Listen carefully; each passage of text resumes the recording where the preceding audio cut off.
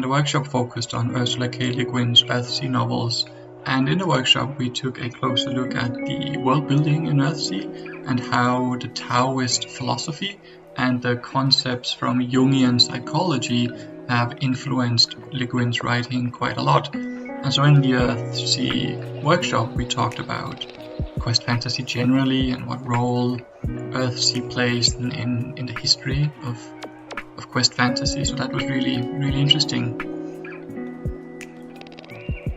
We're talking about how whiteness is often both absent and present in narratives, in the sense that a character's whiteness may be present simply in the noun man, whereas, for instance, blackness would be present in the placement of the adjective black in front of the noun man.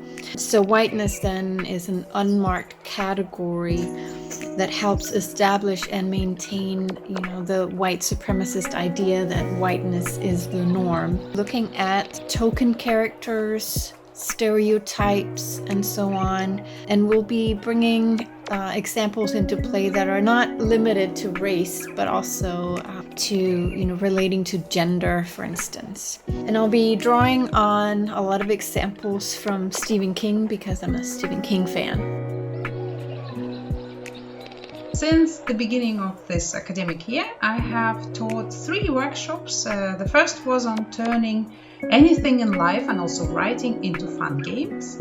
The second was on self-publication, especially on self-publishing books, and also a little bit about traditional publishing as well. And the third one was about publishing short pieces on Medium, both self-publishing but also publishing with other publications. And all 3 were very much fun. Thank you to all participants. Okay, so there's all kinds of advice that you can get to improve your writing.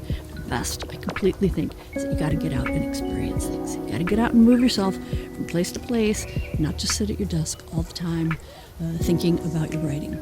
The origin of all great art is in the body of the person who makes the art, and that's what you use to make it with. So you got to take care of it, and it's best if you could understand it. We did this workshop, and I lead individualized workshops on embodied writing, and that basically means exactly what I was just talking about, that you get to know about how, through the body, you make your writing happen, how words happen, how sounds happen, why we like it, and a wee bit about taking care of that exact same body. Things like poetry and fight scenes, and how the body of the characters move in the piece of writing.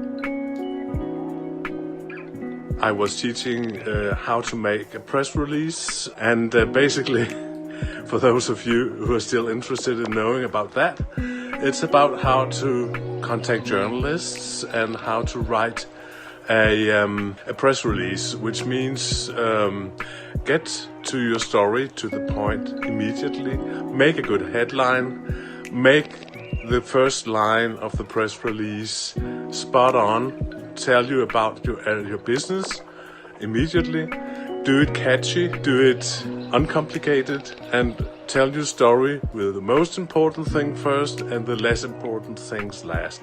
That's basically what it's all about. Remember your contact information, and remember that it's okay to contact journalists, to call them up and discuss and pitch your story with them. That was basically what was in that course.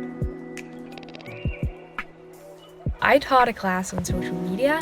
This class was mainly focused on the more behind the scenes and management aspects, running a large social media account. So we talked about things like brand deals, how can you reach out to brands and how do you respond if a brand reaches out to you, but also more specifically book related stuff, like how can you use your social media account to become a book reviewer and how do you reach out to publishers in that case. I also talked about how you as an author can use social media influencers to spread more awareness of your books and how that whole thing works. And then finally we talked about, just generally planning your time, like scheduling your week as a social media influencer. So yeah, I think we covered some really interesting topics and we had a really good workshop. Wow! I've always loved reading, I've always loved photography, and so when I found out that there were people on Instagram posting photos of books just for the fun of posting photos of books, I was intrigued. And so I had an old camera lying around at my old room at my parents' house, and I started posting photos myself. I started posting reviews of the books I was reading and just talking about books I was excited about, really. As I got better at photography and as I just kept on doing it for a number of years, I started gaining more followers, and here I am today, like actually having it as kind of a part-time job at this point. Really, I just started out at home with my parents, loving books and loving to take pictures. So yeah, it wasn't very glamorous back then, and it still isn't now behind the scenes, but it's a really cool thing to be able to do, and yeah, I'm very thankful for it. I am a few months away from handing in my PhD, fingers crossed. And I think that the most valuable lesson I've learned is that I need to trust my process, do things my own way, and not, of course, listen to advice from other people, but also, just really listen to the gut feeling that I have when it comes to how do I write this. I'm also a neurodivergent. I have ADHD. I've just been diagnosed, and I know now that my brain works differently, and I'm trying to have that work with me. So I'm learning that there's no one correct way to do a dissertation, and that I'm really into challenging normative ways of writing and embracing sort of anarchistic nature.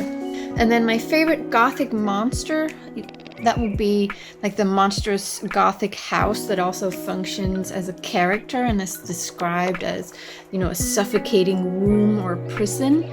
So I love the yellow wallpaper and Shirley Jackson's The Haunting of Hill House and Stephen King's Salem's Lot, where the houses are described as having faces and being, really evil in nature.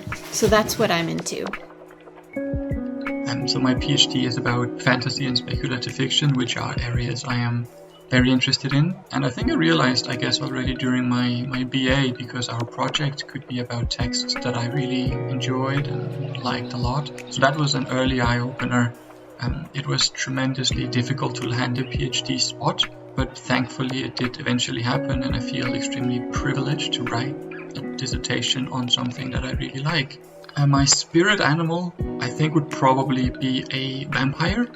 I don't really like reading about vampires, but I think most vampires, they live alone in large castles, and that would be, I think, really nice for me, especially if they have zombie servants. So yeah, a vampire who lives alone in a castle, that would be great. Right now I'm finishing the edits on Gameful Mind. It is the 5th book in the series Gameful series. It's a collection of short essays, and I'm also working on a series of technical and management books for a technical standard called S1000D. And these two projects are so different, and they are very fun to switch from one end to another. Thank you very much. I wish you happy writing and have fun and joy in what you do.